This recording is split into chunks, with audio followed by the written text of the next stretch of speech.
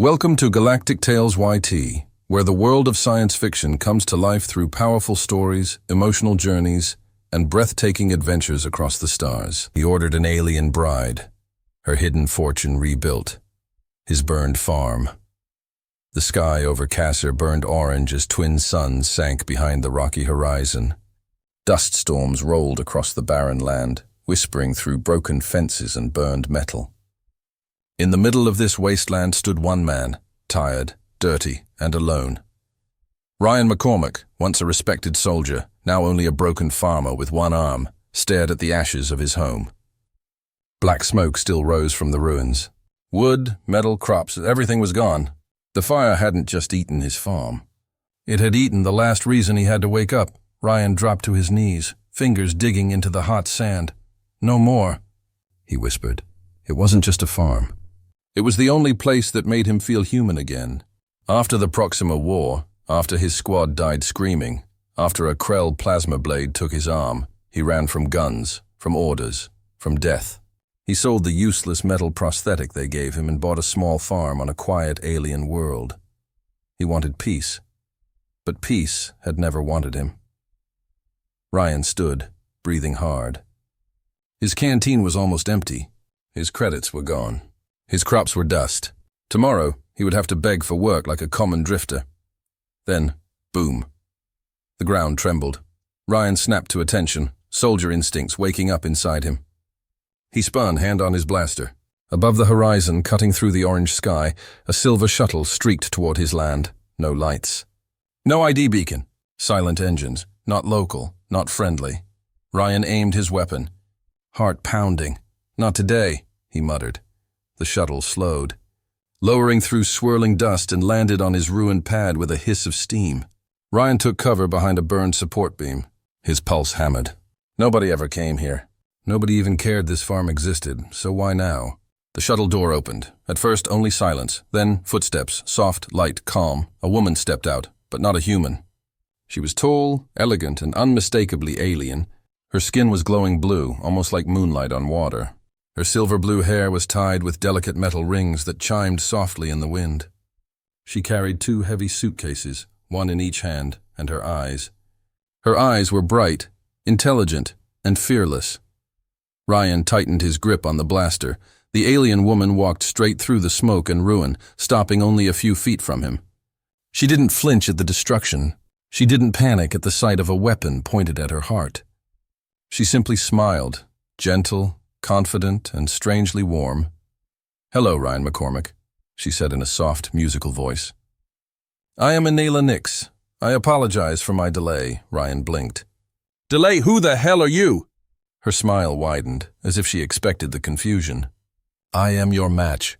You requested a companion for farm life." "I accepted." Ryan froze. The ad. The stupid drunk ad he posted 6 months ago. Human veteran seeks partner. Must work hard. Must like silence. He thought it was a joke. Apparently she didn't. "You're telling me," Ryan said slowly, "that you flew across the galaxy. For this?" He pointed at the ashes. "There is no farm, no house. Nothing for you here?" Inela looked around calmly. Then she said something Ryan did not expect. "I did not choose the farm. I chose you." Ryan swallowed, suddenly unsure of everything. This woman looked like nobility. Expensive clothes, high-class shuttle, perfect posture. She did not belong in dirt, sweat, and smoke, so why was she here? Before he could ask, she gently set down her suitcases. One of them shook, just slightly, and a faint blue light pulsed from inside, like something alive was locked within. Ryan stepped back, blaster rising again. "What's in that case?" Inela didn't answer. She simply placed her hand over it and whispered, "Hope." Ryan didn't believe in hope anymore, but the way she said it made him want to. As night fell over Kasser, the 2 strangers stood in the ruins, a broken soldier and a mysterious alien bride. The wind howled around them as if warning this was no accident. She didn't just come for love. She came with secrets, and something dangerous was following her. Ryan didn't know it yet. But his quiet farm life was over, and a new war was about to begin. Secrets in the dust. The night was quiet on Kasser, but Ryan McCormick wasn't asleep. Inside the half-broken storage shed, under a patched-up roof, He sat on his cot with his blaster resting near his good hand. Dust blew softly through the cracks. The fire had taken his home, but not his instincts. And right now, those instincts screamed one thing. She's hiding something. Across from him, Enella Nix, the glowing blue alien woman who called herself his bride, was unpacking one of her silver suitcases. She moved quietly, her face calm, but her eyes kept flicking toward the door, like she was expecting someone, or running from someone. Ryan pretended to lie back and relax. But through half-closed eyes he watched.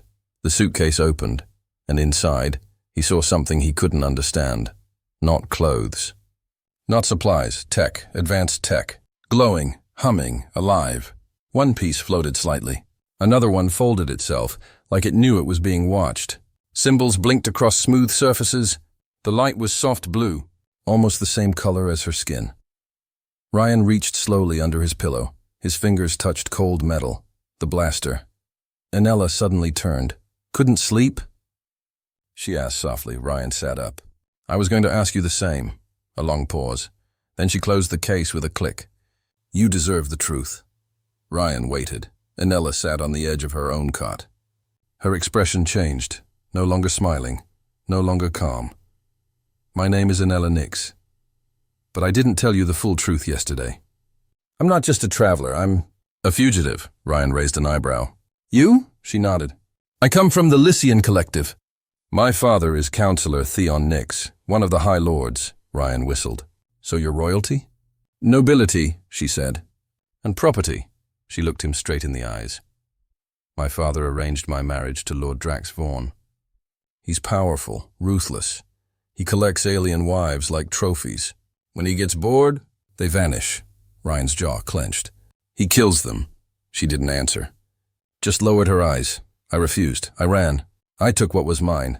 My mother's old tech, some untraceable credits, and these suitcases. And then," Ryan said slowly, "you answered my ad." "Yes," she whispered. "Your ad was simple, honest, hard work, silence. I thought it might be safe. I didn't expect—" She didn't finish. Ryan stared at her. "So let me get this straight.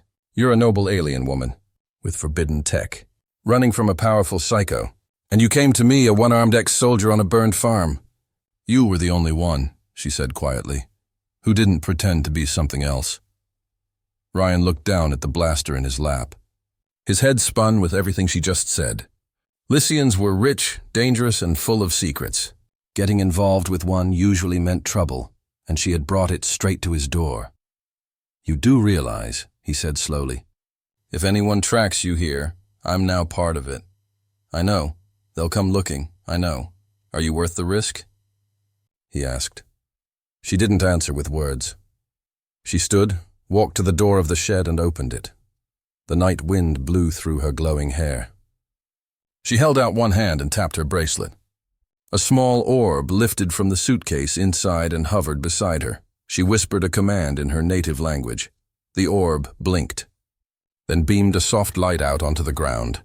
The dirt, dry, cracked, lifeless, shimmered for a second. Then something impossible happened. Green, tiny green sprouts pushed up through the dirt. In seconds, Ryan stood up slowly. "What the hell is that?" "A piece of my mother's invention," Enella said. "The Lycian elite buried it. She believed it could change dead worlds, bring life to places like this." Ryan stared in disbelief. "You came here to test it," he said. "Not for me," she turned, her voice soft. "I came for both." They stood there in the doorway as the little green sprouts danced in the wind. But the moment didn't last. A low rumble echoed in the distance. Ryan turned his head fast. "That's not thunder." Enella's smile vanished. "They found me." Ryan grabbed his blaster. "Get inside. Now." He ran to the shed's far corner and yanked open a loose panel on the floor. The old smuggler's cellar. "Hidden, shielded, safe. Get in," he said. Enella dropped to her knees, grabbing both suitcases, and climbed down fast. Just before Ryan shut the panel, she looked up at him. "Thank you," she whispered. Ryan didn't respond. He just sealed the hatch, grabbed his rifle, and stepped out into the night.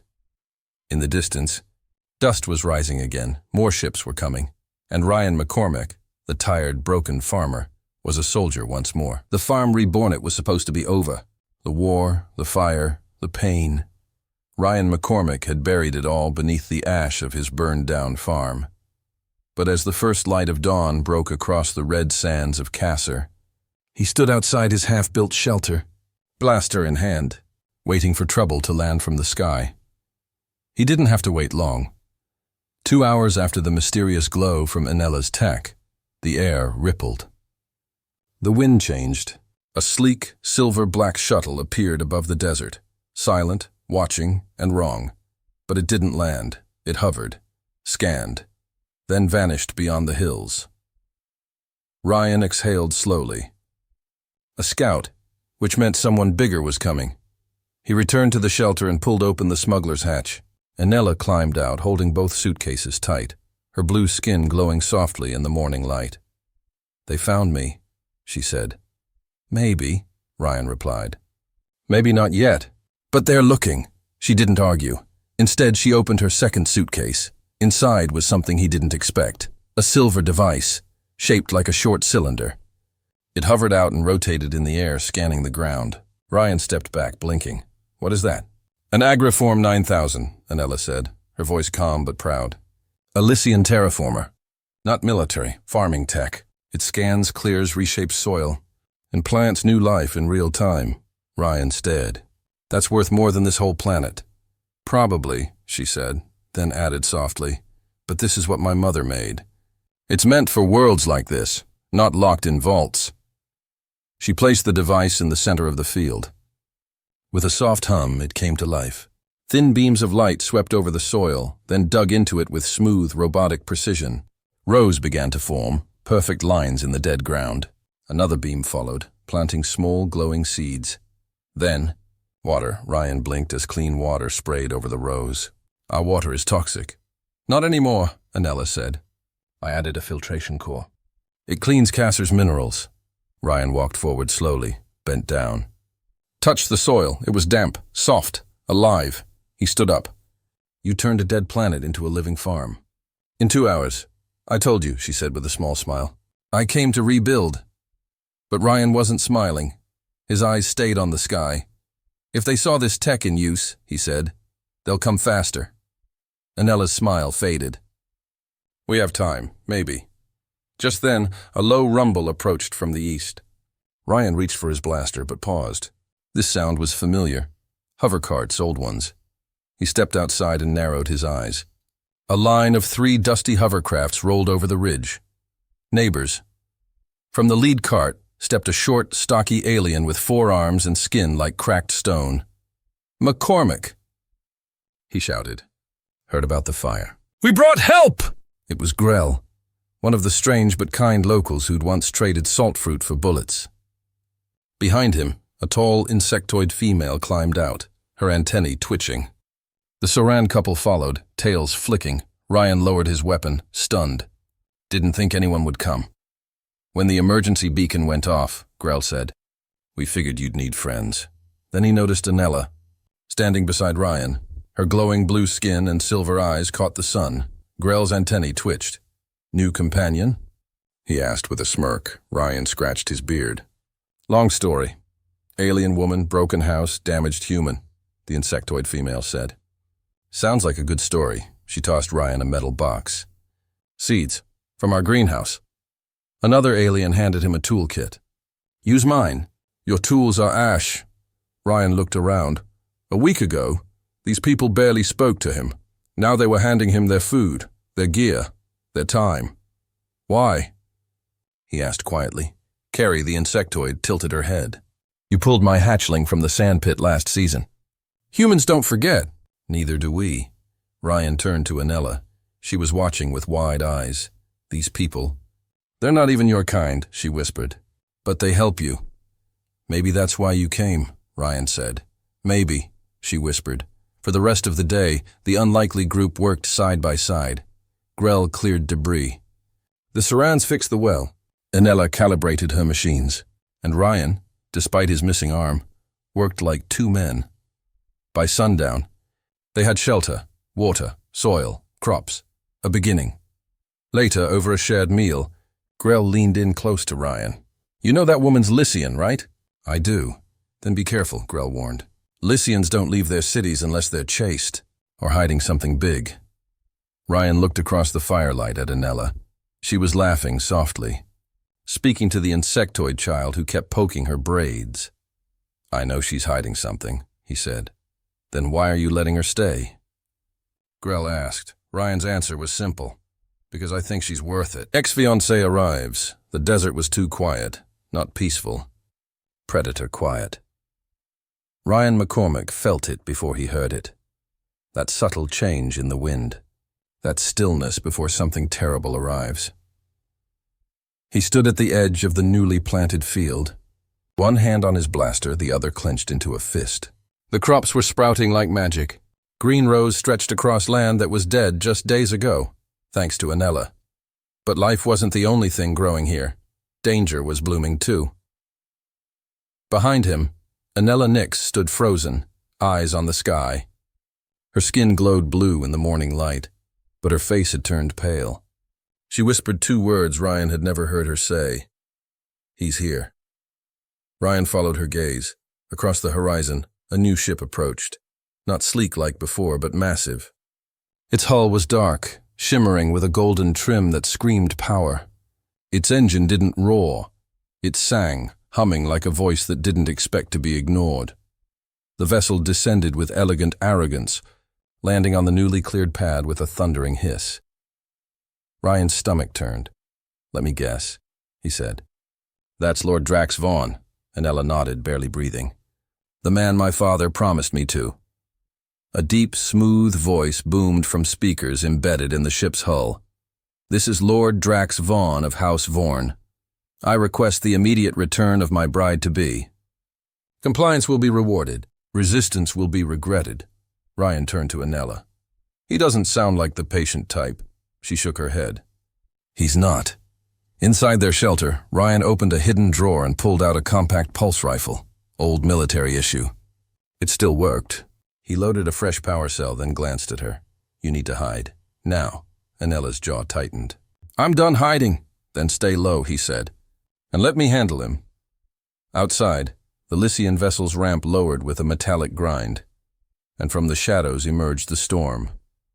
Lord Vaughn was tall, even for a Lycian. His skin was a dark shade of indigo, almost black, and shimmered with silver markings that moved subtly across his face like living tattoos. His robes were midnight blue, layered, heavy, and embroidered with alien runes. Power walked beside him in the form of 6 armored guards, each carrying plasma halberds, but Vaughn didn't speak. First, he just looked at Ryan, looked at the land, and then at the glowing green fields behind. Him, you've made quite the transformation. Human, he said finally, his voice smooth as polished glass. Your name is Ryan McCormick, yes? I don't remember inviting you here, Ryan said, his rifle held loosely but ready. Vaughn smirked. I'm here to retrieve what's mine. The daughter of Councillor Nix is not permitted to marry a Terran farmer. She belongs with her kind. She doesn't belong to anyone, Ryan shot back, especially not to someone who treats women like collectibles. One of the guards stepped forward. But Vaughn raised a hand. I admire your spirit. Human. Truly. But bravery does not change the law. Ryan's eyes narrowed. You talk like you have a choice. The noble took a slow step closer. You think you can stop me? Ryan didn't answer. Instead, he looked around the fields. The soil shimmered faintly. New sprouts were pushing higher. Life was growing, and fast. You see that? He said. That's her doing. She brought this land back from the dead. And that technology, Vaughn said, his eyes now cold, was stolen from Lycian vaults. The ancestral Codex was never meant for humans. Maybe it was never meant to be locked away either. A long silence fell between them. Then Vaughn spoke, softly but dangerously. She used you, human. You were a pawn, just a tool to activate the Codex and hide her from the scanners. Ryan didn't flinch. Maybe, but I still won't give her up. Suddenly, Vaughn raised one hand. The guards snapped to attention. A fight was seconds away. Then, the earth trembled. Everyone froze. A pulse of blue energy surged across the ground. The crops behind Ryan doubled in size, rising like waves. Flowers bloomed in impossible colors. Vines slithered from the soil, wrapping around landing gear and support columns. The Kodiaks was fully awake now, and the land itself was rising to defend it. One of the guards cried out as a vine yanked his weapon away. Ryan didn't move. He simply smiled. "Looks like your fancy ship's not going anywhere." Behind him, Anella stepped forward from the shadows. Her voice rang out across the field. "Vaughn, you don't scare me anymore." He turned to her, slowly, and for the first time, his face changed. He looked surprised. "You were born to rule," he said softly. "And now you hide behind dirt and insects?" "I was born to bring life," she said, standing taller. "Not be traded like a trophy." The sun hit her hair just right. The silver rings sparkled. The earth seemed to pulse beneath her feet. Ryan looked at her, pride swelling in his chest. She wasn't just a fugitive.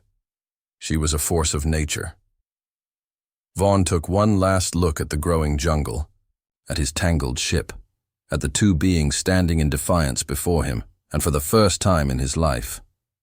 He backed down. "I'll return," he said quietly, turning. "And next time I won't come alone." Ryan raised his rifle. "Next time we'll be ready." The Kodiaks?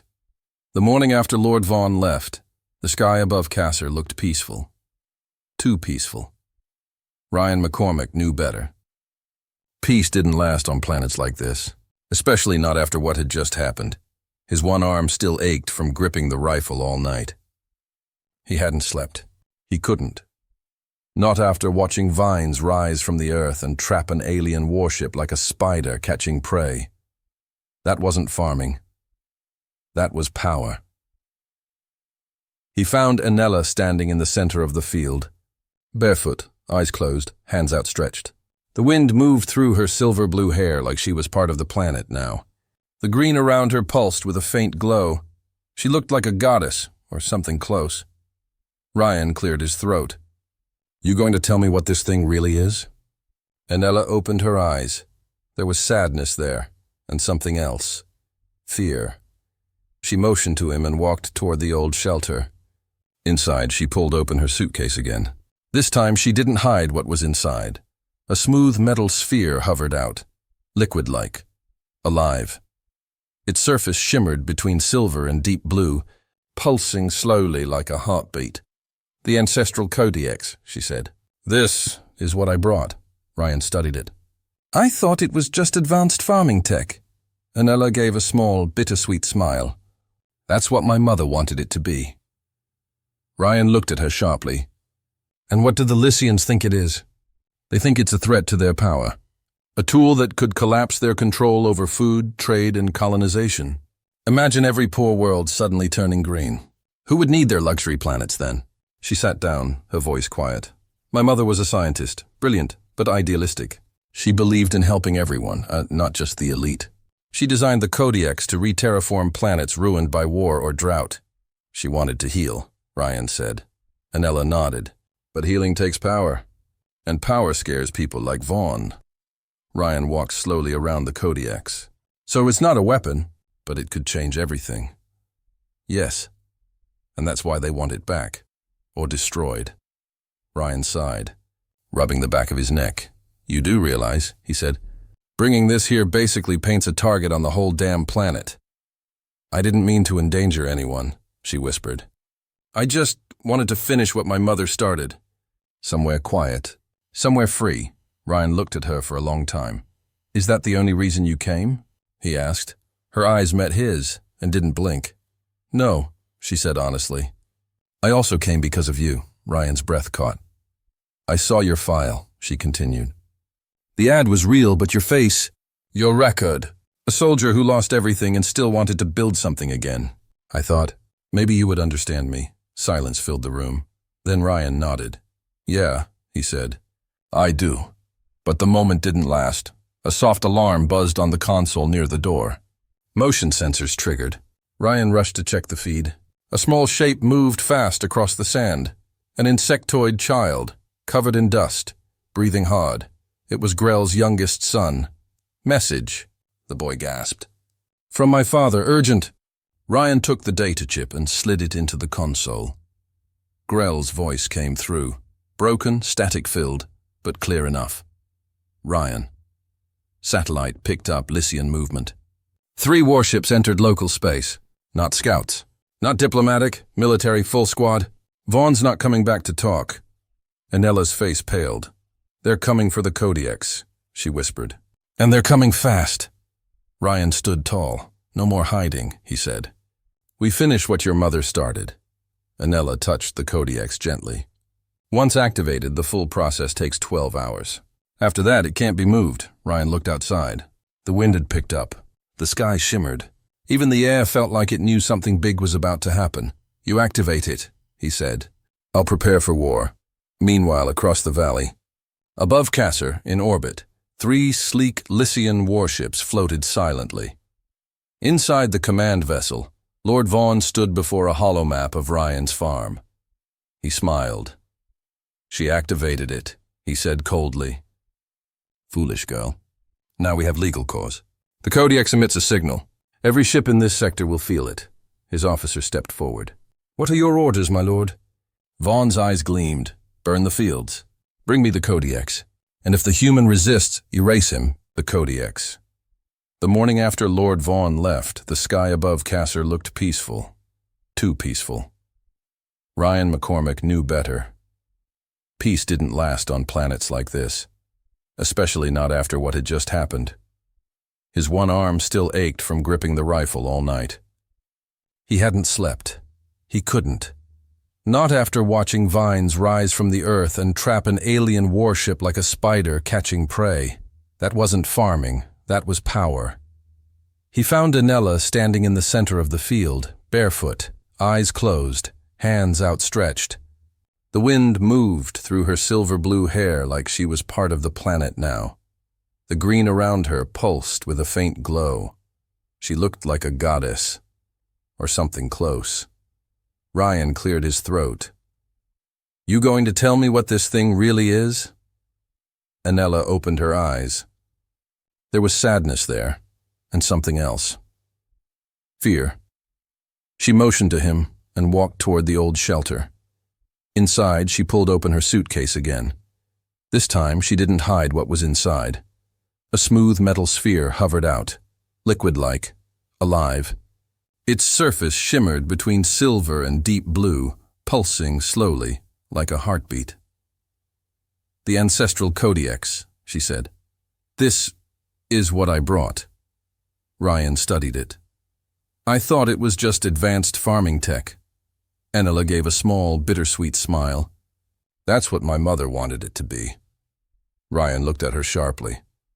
And what do the Lycians think it is? They think it's a threat to their power, a tool that could collapse their control over food, trade, and colonization. Imagine every poor world suddenly turning green. Who would need their luxury planets then? She sat down, her voice quiet. My mother was a scientist, brilliant, but idealistic. She believed in helping everyone, not just the elite. She designed the Kodiaks to re-terraform planets ruined by war or drought. She wanted to heal, Ryan said. Anella nodded. But healing takes power, and power scares people like Vaughn. Ryan walked slowly around the Kodiaks. So, it's not a weapon, but it could change everything. Yes, and that's why they want it back. Or destroyed. Ryan sighed, rubbing the back of his neck. You do realize, he said, bringing this here basically paints a target on the whole damn planet. I didn't mean to endanger anyone, she whispered. I just wanted to finish what my mother started. Somewhere quiet, somewhere free. Ryan looked at her for a long time. Is that the only reason you came? He asked. Her eyes met his and didn't blink. No, she said honestly. I also came because of you. Ryan's breath caught. I saw your file, she continued. The ad was real, but your face, your record. A soldier who lost everything and still wanted to build something again. I thought, maybe you would understand me. Silence filled the room. Then Ryan nodded. Yeah, he said, I do. But the moment didn't last. A soft alarm buzzed on the console near the door. Motion sensors triggered. Ryan rushed to check the feed. A small shape moved fast across the sand, an insectoid child, covered in dust. Breathing hard, it was Grell's youngest son. "Message!" the boy gasped. "From my father. Urgent." Ryan took the data chip and slid it into the console. Grell's voice came through, broken, static-filled, but clear enough. Ryan. Satellite picked up Lycian movement. 3 warships entered local space. Not scouts, not diplomatic. Military, full squad. Vaughn's not coming back to talk. Anella's face paled. "They're coming for the Kodiaks," she whispered. "And they're coming fast." Ryan stood tall.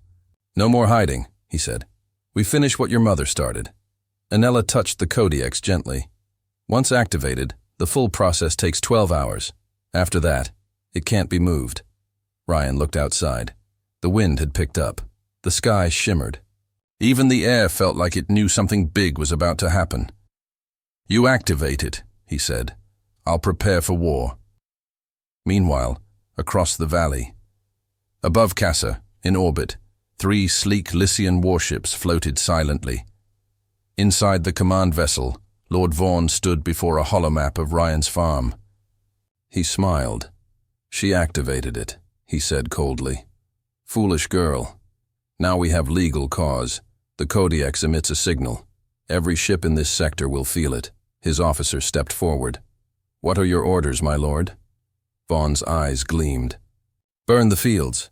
Bring me the Kodiaks. And if the human resists, erase him. Bloom or burn." The world had turned into light. Blue light.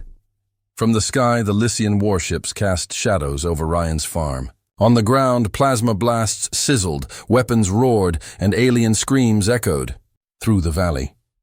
But at the center of it all, in a field that had once been dust, a glowing orb pulsed with life. The ancestral. Codex was almost fully activated. Vines exploded from the ground. Flowers opened with a hiss, releasing shimmering clouds of pollen that confused scanners and clogged engines. The soil glowed, the land breathed, and time was running out. Inside the command center, Anella stood over the control panel, her hands shaking as she whispered ancient Lycian code. 3 minutes, she said into her comm, voice trembling. "We're almost there." She looked up and froze. Lord Vaughn was coming, moving fast. Moving alone. He'd left his army behind. He didn't need them. His long coat whipped behind him as his silver-tattooed face twisted in fury. Plasma blade drawn, eyes locked on her. He wasn't here to arrest her anymore. He was here to erase her. Outside, Ryan McCormack was running. His legs ached. His lungs burned. But he didn't stop. He pushed past smoke, broken drones, alien corpses. All of it. He only had one thought. Get to her. He spotted Vaughn climbing the hill to the control station. Too fast, too close. Ryan ripped a shock baton from a fallen Saurian guard and sprinted harder. Inside, Anella stepped back as Vaughn kicked down the door. "Shut it down!" he barked. She didn't move. "You can't stop this," she said, trying to sound braver than she felt. "It's already begun. You think this changes anything?" Vaughn snarled. "The collective will never let a runaway daughter and a broken human farmer change the future." Anella raised her chin. "We already did." Vaughn's blade hissed to life. He raised it. Crack. The door burst open. Ryan smashed into Vaughn like a comet. The 2 men tumbled across the floor, the plasma blade slashing into metal. Ryan shouted, swinging the baton with one hand. Fury burning in his eyes. "This isn't your world anymore." Vaughn recovered quickly, kicking Ryan backward. "You're just a crippled farmer." "Maybe," Ryan spat, "but I've got something you'll never have." "What's that?" Vaughn sneered. "People willing to fight for me." Just then, the control room shook. The Kodiaks let out a deep, humming thrum. Outside, the sky lit up with a column of light. The field erupted into life. Vines, grass, fruit, flowers, growing 10 times faster than before. The Kodiaks was fully online, and it wasn't just healing the farm, it was transforming the entire planet. Casa, the dust world, was blooming. Vaughn screamed, lunging for Anella. Blade raised high, but Ryan tackled him mid-swing. The blade sliced through Ryan's vest. Sparks flew, but he didn't stop. With one good arm, he grabbed Vaughn by the collar and punched once, twice, hard. Vaughn staggered, blood on his silver skin. Then Enella stepped forward and she slammed the control panel. A final command. The Kodiak sent out a shockwave. Everything went silent. The light outside exploded in every color. The warships above shook violently as their engines filled with biomatter and vines. The earth cracked and then healed. Trees sprouted. Streams opened. The land itself sang. When the light faded, Vaughn lay unconscious. The plasma blade shorted out. His army gone, retreated, confused, broken.